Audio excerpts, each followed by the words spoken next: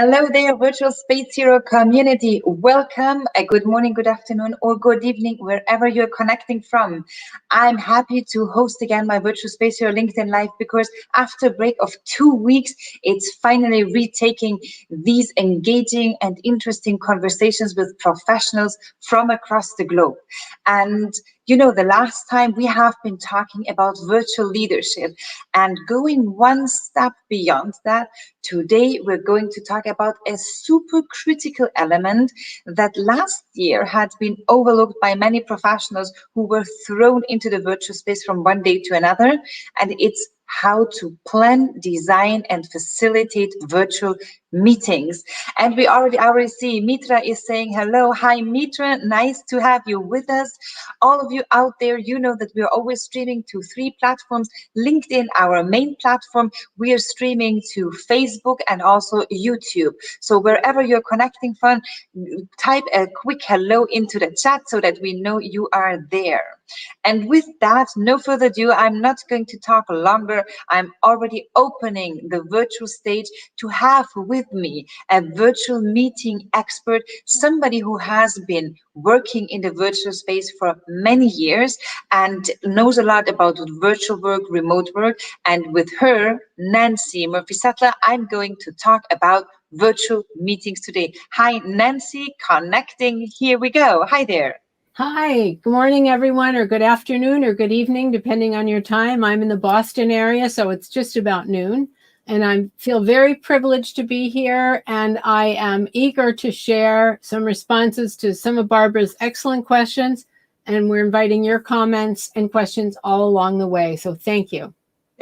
Thanks a lot, Nancy Settle Murphy, and I said your last name the other way around when I announced you. Sorry for that. That's Nancy, okay. you see already people connecting from the Netherlands, from Austria, from England, from Paris. Thanks a lot for sharing where you're connecting from. And with that, Nancy, we already see that we have a slight different time zone because you are better illuminated because it's earlier in the day there than it is for me in a little bit gray south of Austria. You said, Nancy, you're connecting from Boston. And I already said you are a virtual work expert. So how come that you started working virtually? Well, I started working virtually. It was right around 2001, specifically 9/11, when a lot of business travel stopped. And some of my biggest clients for whom I did face-to-face workshops, they challenged me to accomplish what we needed 2 or 3 days on site to do. They challenged me to do that virtually. And at first I said, there's no way we can do it virtually. Then they said they'd hire someone else who could figure it out. So I had real incentive at the beginning to dive into this virtual world. So that's been my focus for the last 20 years. Fantastic. It's really great that you had time and followed up my invitation, particularly because I was following also your postings and you really have great posts about virtual meetings and virtual work in general. So all of you out there, if you want to get to know more about virtual work, follow Nancy, connect with her. She's also tagged in this post, so it's easy for you to connect with her as well. And Nancy, you've seen in the article that I published, a short article, there was a study done by MIT Sloan Review, Rogelberg in 2020, and they estimated a 55 million meetings occur a day. And so we already know that in presence, there are many meetings that we are invited to and that we are sitting in just to be there. But what is happening in the virtual space? Unfortunately, we do know that numbers and also engagement numbers are worse when it comes to virtual meetings. So let me ask you the first question. What are the essentials that you would say when we talk about preparing and engaging virtual meeting? So how do we create the agenda to really get success there? That's a great question. And I have, there are multiple elements that all interrelate. The first advice I'd say is don't start with the technology. I hear many say, well, we need a WebEx for this or a Zoom. And I think, well, wait, why? Let's back up a minute. So I always say, start with your objectives and your intended outcomes, which could be 2 different things. They should be related, but objective could be to create an agreed upon vision for our organization, and an intended outcome could be we want to leave with a verified statement that we will validate with board members. So something that's super tangible. So those two things come first. Then, and this is what a lot of people get wrong, what kind of conversation or conversations do we need to achieve those objectives? And are they likely to be long, drawn out? Are we going to have debate, discussion? Are we going to ask people to make a decision? Are we going to be brainstorming? All of those different kind of conversations will have different durations and different activities. Another element is the topic likely to be contentious, or is there a large emotional component? So those are important considerations. And all of that then determines how much time do we realistically need. Is it, many people say, and it's true, virtual meetings need to be kept short, relatively short, because we have a very short attention span, and many people are going to be wanting to hold these and start typing. So we do need to be short, brief, relatively brief, but at the same time, if we need and deserve a full-blown discussion with give and take and exchange of ideas, we can't just admit or acknowledge, oh, we can only have an hour. I think we need to push back on that assumption. I think that's a very valid point, because everybody was saying, like, we need to be shorter in virtual meetings, but if there is a need for a longer discussion, of course, there should be also the time for that. But let me ask you just one question. If we think about these 1 hour meetings that we tend to schedule, so for example, if you consider the weekly team meetings or weekly team meetings, what would you suggest them to be if we think about a weekly thing in terms of time? It so much depends on the team and the time zones that people are participating from. I work with global teams that are 12 hours apart, and a 1 hour team meeting can feel like a long time if you're up at 4 a.m. local time or at 11 p.m. local time. So I think it depends on how robust other kinds of communications are besides the same time meetings. And I think that's something a lot of teams don't do very well right now. And that is, think about some asynchronous means of communications that don't completely obviate the need for team meetings, but that can replace the need for frequent or long team meetings. And another point I want to say is that many team meetings I witness or hear about have a lot of content review, status reports, updates, product positioning statements. Why are we doing that in the meeting when what the meeting should be for is a conversation? So I think meetings can be shorter if we intelligently have people review and reflect on content and perhaps post their ideas in advance. So when we get in the room, it's a conversation from the first minute. That absolutely means, so we need to have a structured agenda with maybe to-dos or to reads beforehand, or to form an opinion beforehand, to really dive into the discussion immediately at the meeting. I once read an interesting article about virtual meetings, and in that article, the author stated that we shouldn't have agenda items, but we should rather formulate questions. Because if we have an agenda item, and particularly we're just reading through a status report, which doesn't make sense at all, and people are less engaged than if we pose a question, for example. I think that's a great idea. It can be posing questions. It could be using a verb. So instead of saying status report, it could be highlighting 3 major issues to be resolved before next meeting. So it should be as specific as possible, and it can take the form of questions. And I think when it takes the form of questions, and you send that in advance, people are much better prepared because they know that they're going to have to contribute to the responses. And with pre-work, I just want to say, I think we need to be really vigilant about insisting on it for virtual meetings, because our meetings have to be kept short, and because people will be distracted from the beginning. If you start a meeting showing a bunch of slides, you will lose them and never get them back. So discipline yourself to avoid any content review and make everything a discussion. Absolute great point. And I think this is also the main struggle when we talk about organizations in terms of remote communication. It's all about the balance of asynchronous and synchronous communication, of course, as you are mentioning, Nancy. Fantastic. So we see also, thank you very much, Virtual Space Hero community from Belgrade, Saudi Arabia, Austria, Spain, England, Netherlands, connecting from, and France. It is great to have you there. Let us know also your questions and your comments in the post. So what is your main struggle if you think about virtual meetings that you're invited to or that you are running yourself? So we can pick up on your question as well. But Nancy, let me come back to the first question when we prepare an engaging virtual meeting. So as you were saying, we need to prepare it properly. We need to think about asynchronous content as well. And in terms of agenda, preparing a proper agenda, what would you advise on that? So I actually write out an agenda to the minute that has, let's say, the objective of this piece of the conversation, what content or what topics we need to discuss, and how I'm going to engage people. I actually include that in my agenda. So that might, and this is so critical, embed opportunities for interaction at least every 5 to 7 minutes. And that could be a low-key interaction, like raise your hand, electronic or in front of the video if everyone's on video. It could be a quick poll. It could be type in the chat. It could be a verbal go-round if you don't have too many people for the time.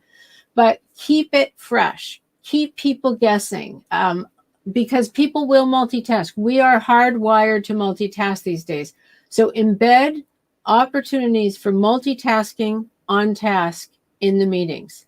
And that means thoughtfully choosing what technology you're using. Is it Zoom plus chat? Is it Zoom plus Google Jamboard? Is it Microsoft Teams? I think one of the considerations is to what extent do you need to keep, let's say, the ideas and the responses? Do you need to keep them in a place that's easy to track and synthesize and look at later, which means you don't want all the comments probably or ideas in Zoom. That's not as easy or elegant to save all that. So I think you need to think about all those things when you're choosing technology, and then think about, can your participants access it? Can they physically access it? Do they need certain types of accommodations? Do they have the bandwidth? Have they ever used it before, etc.? So I always say less is more with technology, but at the same time, make sure that people can communicate in the way that is safest and easiest for them throughout the meeting. Absolutely. And I just recall a great LinkedIn Live conversation I had with Shilpa from the Learning Gym. We were talking about inclusion in the virtual space. It's exactly what you were mentioning also. How do they access? Are they able to access without any problems? If they can't access, what other possibilities do I give these individuals in order that they are able to participate? So super important. And Almendra is commenting, Nancy, she says she loves the embed opportunities to multitask on the task in the meeting. Same from you. Thanks a lot, Amanda, for your comment. Fantastic.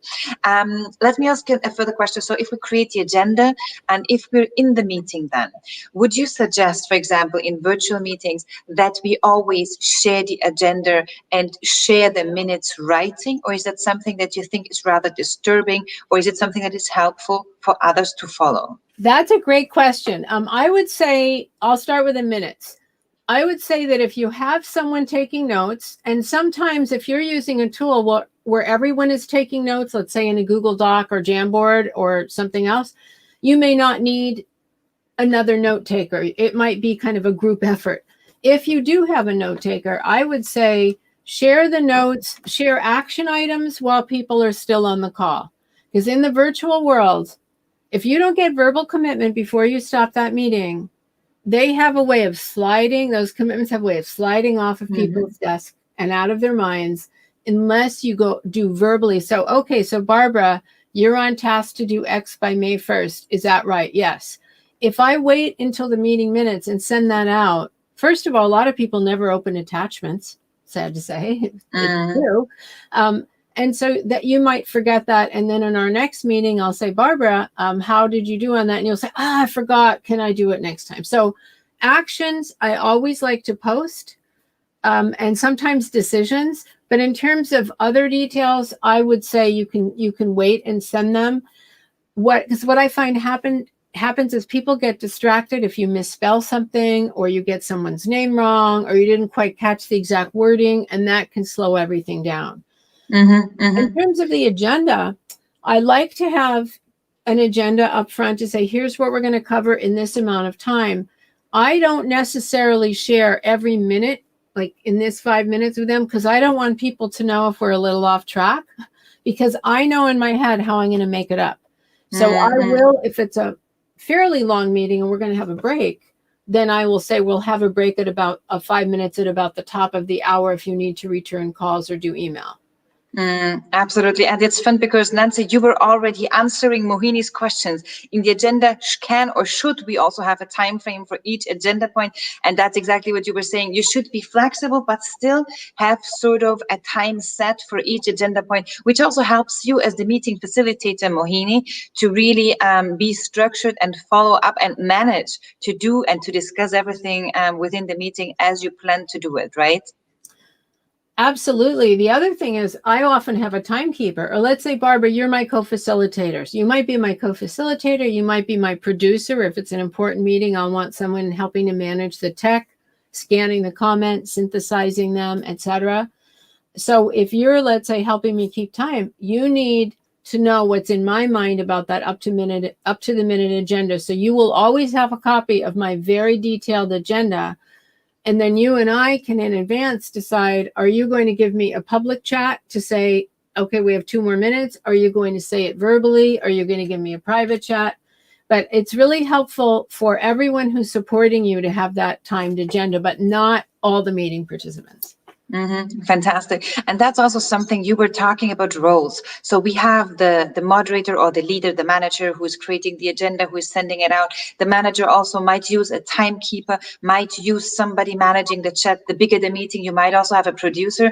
And I think there's something really interesting that Liliana is posting there, because I believe it's an essential task of the virtual meeting facilitator or the manager. She's saying trainer and trainees in engagement, participation, and sense of ownership could make a miracle in having a joy in virtual meetings.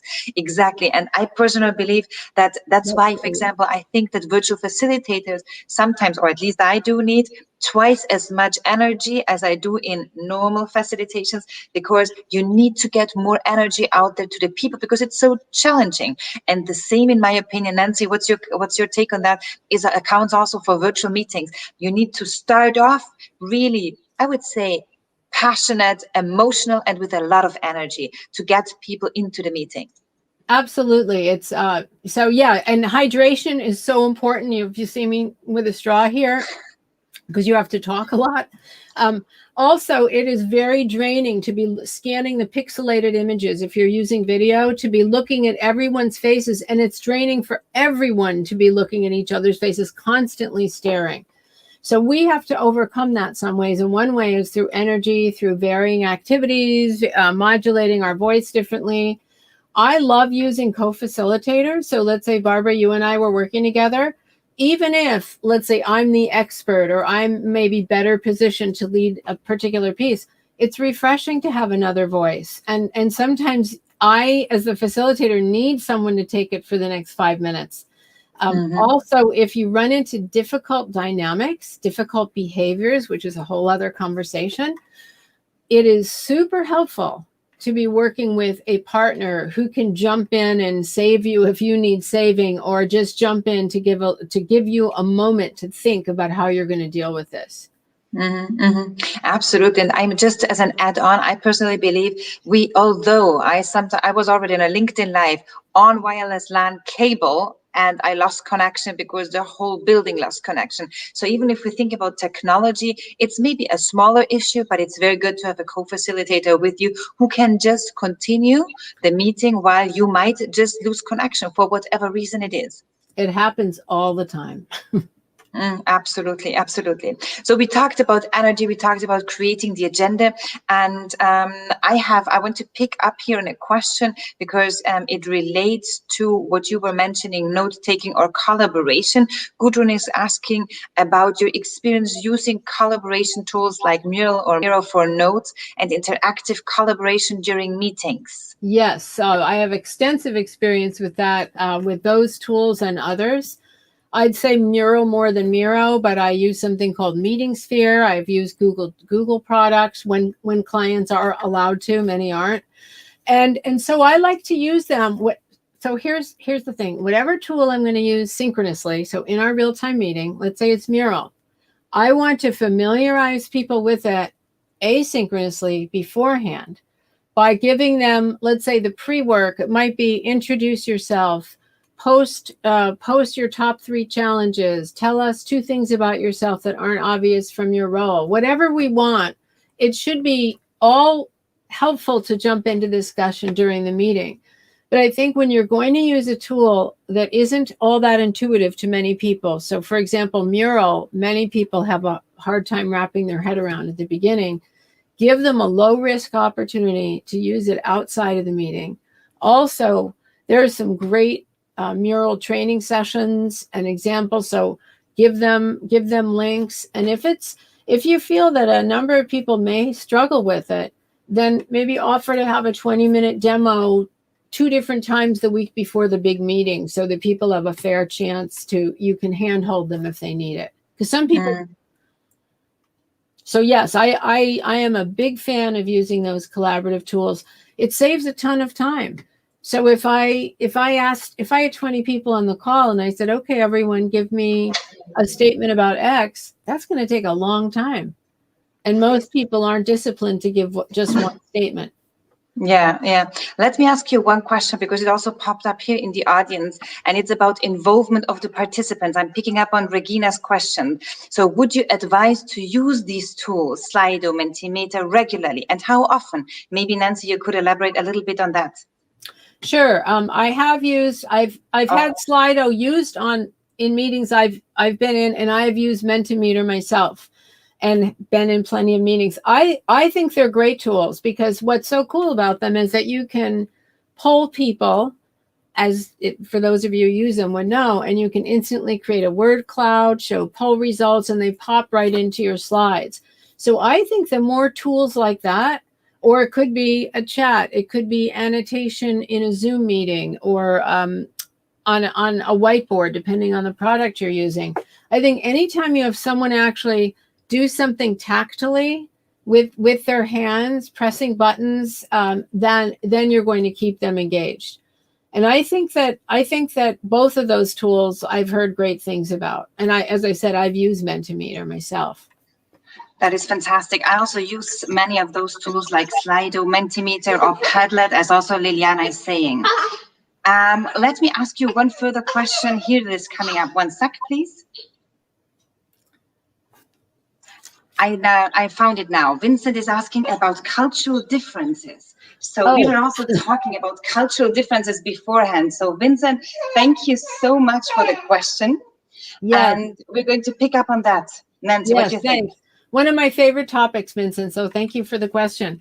I'm gonna start with the dealing with the cultural differences, because the other question about tips to integrate various kinds of support at the same time, let me get back to that. Let me think about that for a minute too. Cultural differences. I do a lot of cross-cultural training, and I bake in my thinking about cultural differences in all of my training and coaching. For virtual meetings, there are a couple things. One is knowing the proficiency in the shared language. So if you have, let's say, 15 people on the call, and and they all have some levels of proficiency, if let's say the shared language is English.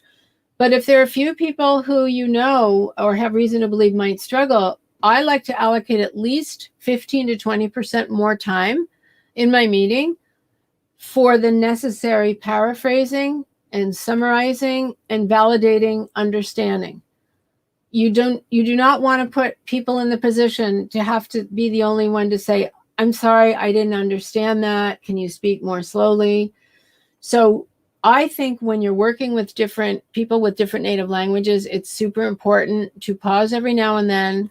If you're using video, scan for misunderstanding. And if you have a partner, let's say Barbara and I are working together and I'm sharing my slides, my screen, so I can't see all the images, Barbara can pick up on it and say, Nancy, can you make that point again? I think that was important, instead of saying people look really confused. So allow more time. And then another way cultural differences make a huge difference is if, let's say we're about to make a decision that might be contentious or difficult or complex or complicated. And I know that I have people from the US where I'll generalize and say we like to make quick decisions without thinking too deeply, many of us. And then there are other cultures who need to take in a lot of information, need to validate with several people outside of this group and take the time and come back. So it's really key to understand the decision-making styles. Same with dealing with conflict. Knowing how different cultures deal with that makes all the difference in terms of how you're going to intervene when there are problems. And I'd say the more cultural differences you have at play, the more complicated it is to design and facilitate a virtual meeting. Mm-hmm. Thanks a lot, Nancy. And it's fun because you were already touching upon one of the things that we also wanted to discuss. It is inclusion. And I think the language aspect, whether it is, it's not only cultural differences, but even if it's technology, for example, if I'm speaking very fast, people might not understand me properly because it is a foreign language, but also if the bandwidth of the person is not the best, it could be also a challenge. And let me pick up on something else that just matters now because of me. We were talking about contextualizing, right, Nancy? And yeah. I think that is something that I missed again in this meeting because we're having here a live session. We were talking about when you're in a virtual team, giving context is very important. So maybe some of you might be wondering, how is it possible that Barbara is losing always the video?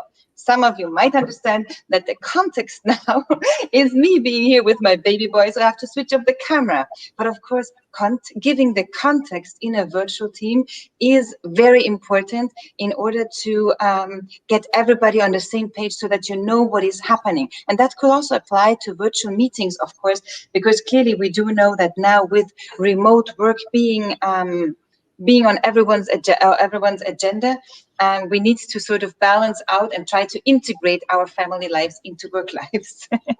and I think that we have so much more humanity now. It's a little ironic, but I think in the virtual world, we have had no choice but to invite people into our living rooms, our nurseries, our offices, our decks, our porches, meet members of the family, the cats. Because this is what we've had to do, many of us. I mean, some people have different office environments right now, but I think that's something we've all had to give each other much more grace and that's and understanding and empathy, because we all have different things going on, and I think it is important to share them, especially if it's a team. But even if not, I was telling Barbara earlier. On Thursday night, my dog of 14 years, my best pal, died unexpectedly Thursday night, and I had to run a session the next morning. And boy, that was difficult. But I did give them the context, and I was really relieved. And I think that's really, I'm sorry, I also need to give context because when you were talking about your dog died, I was just reading through the comments, and that's why I had a stupid smile on my face. I'm sorry, Nancy, for that. Oh, I didn't know. Yeah, I'm really sorry. But I think this is just in general, I think it's a super important issue, although it might seem like super small, but giving context in virtual teams and also for virtual meetings is like super important. We were talking already a lot about questions that we had figured out before as well, but let me come back to one important question. Whom should we invite to our meetings? And also that seems to be very obvious, but maybe you have a good take on that, Nancy, please. I think it is not obvious. And I think my short answer is only the people needed to achieve your objectives and no more. I believe there's a tendency, because it's easier, let's just invite everyone. I mean, let's just invite the whole team, or, oh, and we should invite blah, blah, this person, that person. So the result is you have way too many people in a meeting to have a reasonable conversation. So a few things I think about is who absolutely needs to be there for the real-time portion versus can we set up asynchronous conversations before this meeting, off to the side, or can we break up, let's say if we have strategic planning initiatives, agreeing on priority initiatives, that can take many conversations from many people. Do we need everyone at every conversation? How can we break conversations into conversational groupings? So that's another. Can we get input from people or ideas or brainstorming outside of the real-time meeting and then incorporate those conversations for the people who do need to sit around the virtual table? And I think that's so important because this is really a part that I see missing almost the most in virtual meetings, that the asynchronous part doesn't get really involved into it. Let me just draw your attention again, everybody who is watching, don't miss out and go to Nancy's webpage so you can follow her or tag her or connect with her through LinkedIn. Of course, she is tagged in this post as well, but also go to her webpage and have a look at what she offers. Tremendous insights there. Thanks a lot again, Nancy. So we talked about that. We talked about who to invite. We talked about the agenda setting preparation. When we talk about facilitating the virtual meetings, we also mentioned different roles that we can take. But when it comes to how to start the meeting, what is your suggestion there, Nancy, please? Okay, so first of all, I like to ask people to come on a few minutes early to test connections and say hello. Now, some people do and some people don't. If they can, they might want to test their connections and get settled in, because I like to start on time. And I think that is all depends on your culture, on your organizational culture or your team's culture. I think as people come online, I always like to have a conversation or just welcome them by name. Hi, Barbara. Hi, Francis. Hi, Tom. I also like to either verbally ask a question. It might be, what are your plans for this weekend? It might be, what's your favorite thing to do in April? Whatever it is, I can ask verbally, or I paste the question in chat. So as people are coming on, I'll say, have a look at the chat and just say hello and tell us what new habit you acquired during the pandemic. So it should be a question that can help make connections and just kind of help people relax. I would say how not to start a meeting is by showing a bunch of slides. I restate your objectives. It should not be the first time they've heard of them. They should know way in advance what they're there to have a conversation about, what they need to be prepared to do. And so I would start as soon as possible with some kind of interaction, whether that is the chat question, it could be a poll, it could be, let me go around the room. You read the report I sent out. What's the number one issue you think your organization will have in response? We're going to go around the room super quickly. Absolutely. Sounds resonates. Absolutely fantastic. Thanks a lot, Nancy. So it is important, I think, also because what we see in virtual meetings very often is we forget a little bit about the informal check-in and we directly jump into the topic or the agenda points because we are so task-driven when it comes to virtual work. And let me just add one point here. I think it's also much better not to share slides, but not even to share anything at the beginning, not even so to have the screen freeze that we see all the faces. I see a lot also with virtual facilitators that they like to welcome people by having a nice PowerPoint slides being shared. I think sometimes it's a nice idea if it's an animated slide or something that captures the attention, I don't know. But very often I believe it's much better to just use the space that we have, the small space, to really see each other. Yeah, I think that's a great point. And I did want to add something too about welcoming people. If you have a fairly large meeting and making connections is going to be important, maybe this is going to be one of 3 meetings people will gather.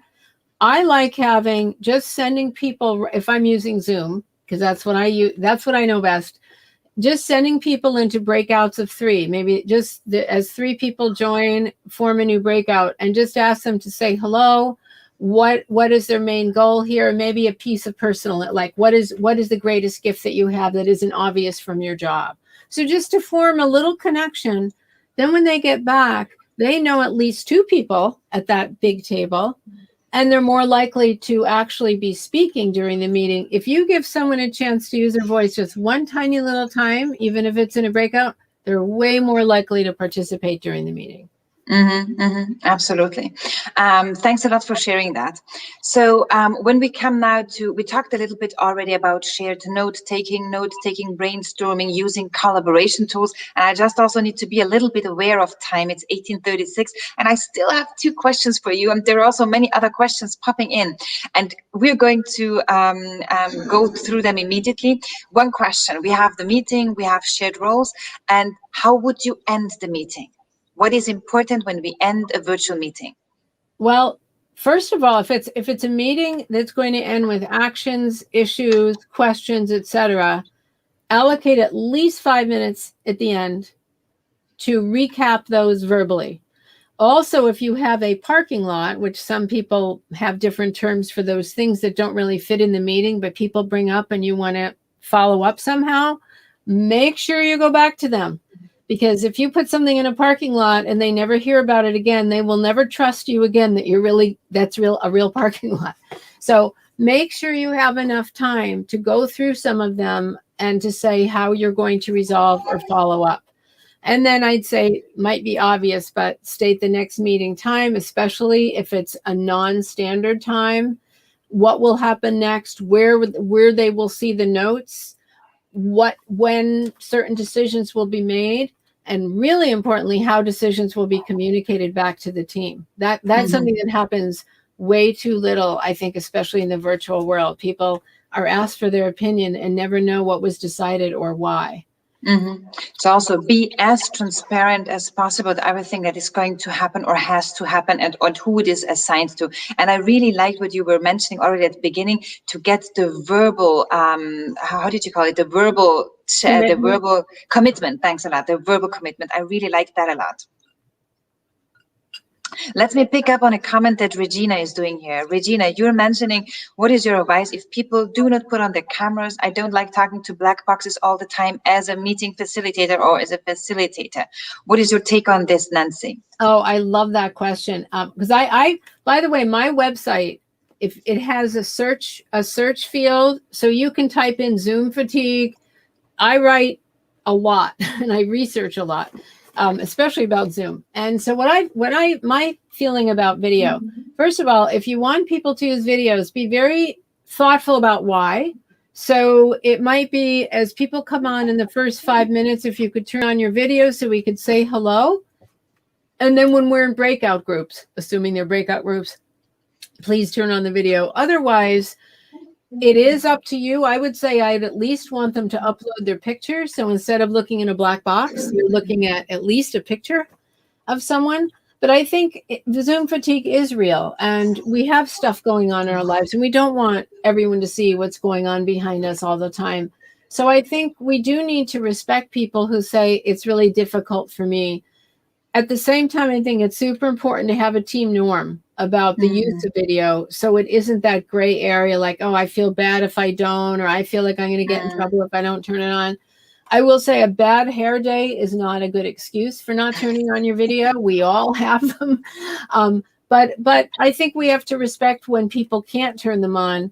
At the same time, a lot of people don't turn them on because they're multitasking and they don't want anyone to know. So it's a tough thing to navigate. Yeah, I think a really good point that you're picking up here is that we need to have team norms, and usually I also suggest organizations to have the norm to be on camera, but also to make explicit if we cannot be on camera for whatever reason. And I think also I do see a lot of organizations that are dealing with screen fatigue, because I also think I love Zoom as a tool because it's for me the most easiest tool to deal with.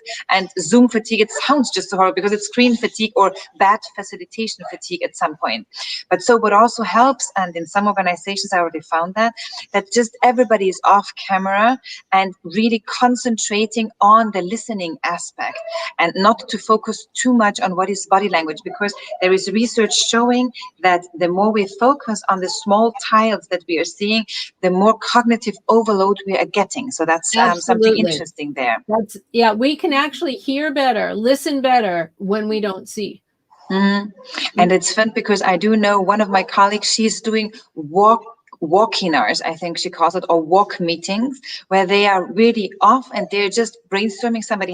They need to figure out who is typing, but at the end, that could also help that everybody is walking and without camera and trying to connect and discuss something.